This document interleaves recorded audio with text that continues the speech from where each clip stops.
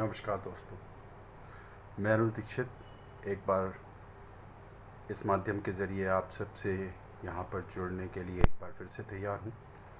जैसा कि आपको याद होगा कि अप्रैल महीने में मैं आपसे इस माध्यम के ज़रिए एक बार जुड़ा था और उस वक्त तकरीबन 9000 के आसपास निफ्टी का लेवल ट्रेड हो रहा था। उस समय भी जो मेरी आपसे बातचीत हुई थी उसमें मैंने आपसे यही कहा था कि इस बाज़ार में अभी घबराने की ज़रूरत नहीं है। हालांकि मार्च महीने में हमने बहुत भारी गिरावट का सामना जो किया था, लेकिन हमारा यही मानना था कि बाज़ार में ये जो गिरावट थी वो एक अच्छी अपॉर्चुनिटी थी किसी भी लॉन्ग टर्म, किसी भी लंबी अवधि के निवेशक के लिए अपना निवेश बढ़ाने के लिए। निकलने के लिए तो हमने कतई सलाह नहीं दी थी किसी भी निवेशक को। हमने यही बोला था कि इस बाज़ार में बने रहिए और अगर आप थोड़ा सा पेशेंस रखेंगे तो यही बाज़ार जो इतनी भारी गिरावट के साथ गिरा है वो उतने ही अच्छे तरीके से, उतनी ही अच्छी तेज़ी आने वाले दिनों में पकड़ सकता है। तकरीबन 9000 के लेवल के आसपास मेरी आपसे लास्ट टाइम बातचीत हुई थी और आज तकरीबन 10,200 के लेवल के आसपास निफ्टी ट्रेड हो रहा है। तो पिछले 2 महीनों के अंदर तकरीबन 10-12% की तेज़ी हमें देखने को मिल चुकी है। हालांकि इन लेवल्स के आसपास, क्योंकि पिछले 10-15 दिनों के अंदर तो बहुत अच्छी एक तरफ़ा एक तरफ़ा बाइंग हमने देखी है, तो पॉसिबिलिटी है कि इन लेवल्स के आसपास या यहाँ से 200-400 पॉइंट ऊपर निफ्टी में कोई थोड़ा सा बिकवाली का दबाव या प्रॉफिट बुकिंग देखने को मिल जाए। लेकिन हमारा अभी भी यही मानना है कि जो लंबी अवधि के निवेशक हैं वो अभी भी इस बाज़ार में बने रह सकते हैं, अभी भी इस बाज़ार में अपना निवेश बना सकते हैं, क्योंकि जो लॉन्ग टर्म पोर्टफोलियो है वो इसी तरीके की अपॉर्चुनिटी का वेट करता है। और LFS PMS, LFS ब्रोकिंग और LFS एडवाइजरी में हम हमेशा से ही क्लाइंट्स को ये सजेस्ट करते आए हैं कि आप जब बाज़ार में निवेश करने आएँ तो लंबी अवधि का नज़रिया रखिए। छोटी अवधि में कोई भी एक रीज़न लेके बाज़ार में कोई गिरावट देखने को मिल सकती है, और हमने ये चीज़ अप्रैल के महीने में, मार्च के महीने में देखी। तो इस तरीके की जो गिरावट होती हैं वो ट्रेडर्स के लिए तो बहुत ज़्यादा मतलब एक नाइटमेयर बन के आती हैं, लेकिन जो निवेशक होते हैं उनके लिए वो एक बहुत अच्छी अपॉर्चुनिटी होती हैं। और इसीलिए हमारा ये मानना था कि अप्रैल में ये मानना था कि एक अच्छी अपॉर्चुनिटी हमें मार्च में देखने को मिल चुकी है और उसका हमें पूरा फ़ायदा उठाना चाहिए। इनफैक्ट LFS PMS के थ्रू हमने उस अपॉर्चुनिटी का फ़ायदा भी उठाया। और हमारा आपसे यही कहना था कि अगर आप निवेश करने की इस बाज़ार में सोच रहे थे तो वो एक बहुत अच्छा टाइम है निवेश करने के लिए, क्योंकि उस अवधि में, उस टाइम पीरियड में आप जो निवेश करेंगे उस समय आपको कोई बहुत अच्छे अच्छे शेयर बहुत अच्छे वैल्यूएशन पर भी मिल सकते हैं। और ऐसा हमने देखा भी। अगर हम पिछले 2 महीनों के अंदर बात करें तो कुछ सेक्टर में बहुत ज़्यादा आउट परफॉर्मेंस कह लीजिए या बहुत अच्छा तेज़ी का माहौल देखने को मिला है। एक सेक्टर जिसकी मैं बात करना चाहूँगा वो है pharmaceutical sector. Corona virus pandemic situation के बाद हमने देखा कि कहीं ना कहीं जो भारतीय फार्मा इंडस्ट्री है उसके अंदर एक पूरा वी शेप रिकवरी पिछले कुछ दिनों में देखने को मिली है।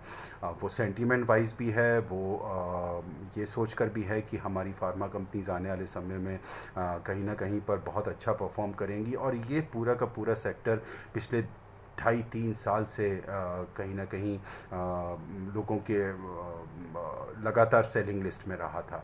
तो अब यहाँ पर एक अच्छा मूव देखने को मिला है। हालांकि पिछले 1 महीने 1.5 महीने के अंदर पूरे सेक्टर में हमने तकरीबन 50% के आसपास का मूव, अपसाइड का मूव देखने को मिल चुका है। तो ऐसा लगता है कि अगर कोई बाज़ार में गिरावट का दौर आता है तो ये एक सेक्टर होगा जिसके अंदर निवेश किया जा सकता है लंबी अवधि के हिसाब से।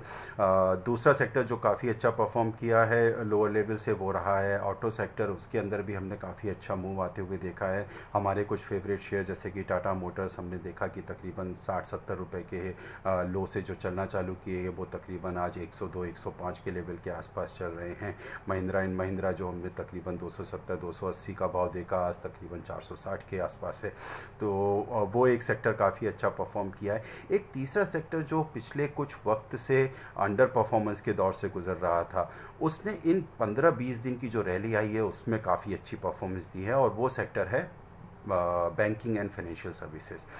हमने देखा भी था कि जिस तरीके से बैंकिंग एंड फाइनेंशियल सर्विसेज में जो सेल ऑफ चल रही थी वो एक तरफा सेल ऑफ चल रही थी, और मार्च के जो लोज़ निफ्टी ने बनाए थे उन लोज़ को निफ्टी ने तो जाके टेस्ट नहीं किया, लेकिन बैंक निफ्टी अपने उन लोज़ के आसपास तक चला गया था। तो बहुत गहरी बिकवाली का दबाव था, और पिछले 10 दिनों के अंदर उसी सेक्टर में कहीं ना कहीं यू टर्न के देखने को मिला है। अगर हम NBFCs की बात करें तो बजाज फाइनेंस, बजाज फिनसर्व ने बहुत अच्छा दिया है। प्राइवेट सेक्टर बैंक में ICICI बैंक, HDFC बैंक ने काफ़ी अच्छी परफॉर्मेंस दी है। वहीं पर PSU बैंक्स के अंदर भी बहुत अच्छी परफॉर्मेंस दी है।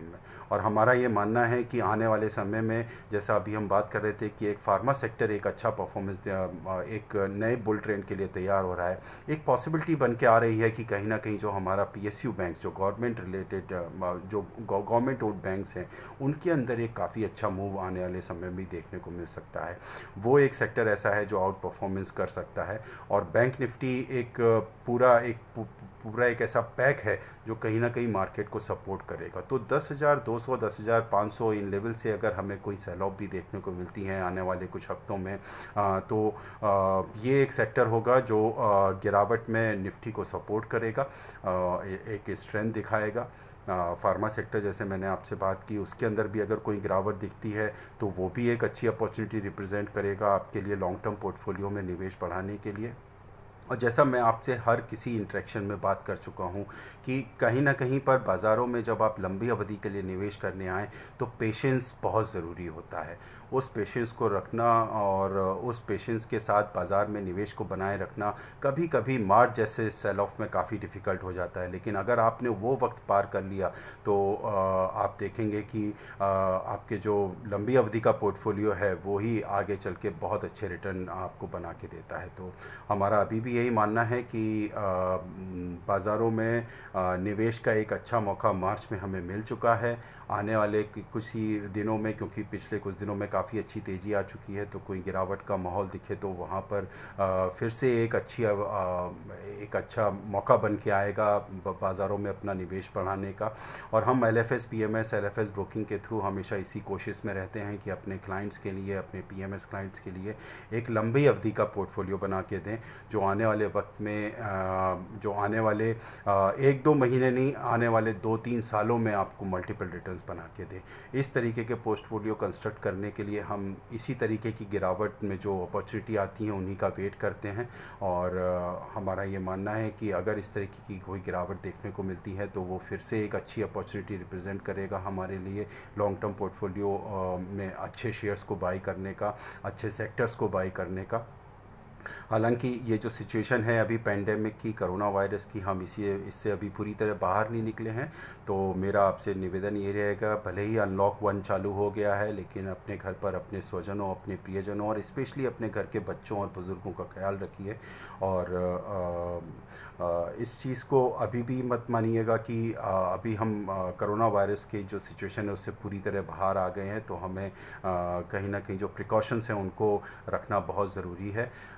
इसी उम्मीद के साथ कि आप सभी अपने घर पर स्वस्थ रहेंगे, मस्त रहेंगे, और आने वाले दिनों में अपने LFS PMS के थ्रू हम कोशिश करेंगे कि आपको अच्छे अच्छे निवेश के आइडियाज़ शेयर आपके साथ करते रहें। और इस सिचुएशन में अभी भी आपने देखा होगा कि LFS broking, LFS PMS, LFS advisory हमेशा आपके साथ बना हुआ है।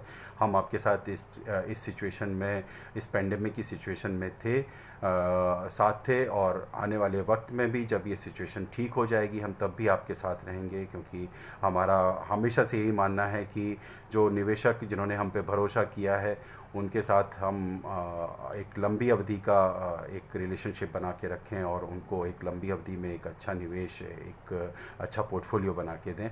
तो ज़रूर से अभी भी एक सिचुएशन अगर बन के आती है तो बाज़ारों में अपने निवेश को बढ़ाइए, इस बाज़ार में घबराइए मत, थोड़ा पेशेंस रखिए। आने वाला समय बहुत ही बढ़िया होने वाला है। इसी उम्मीद के साथ मैं आप सभी लोगों से विदा लेता हूँ। नमस्कार।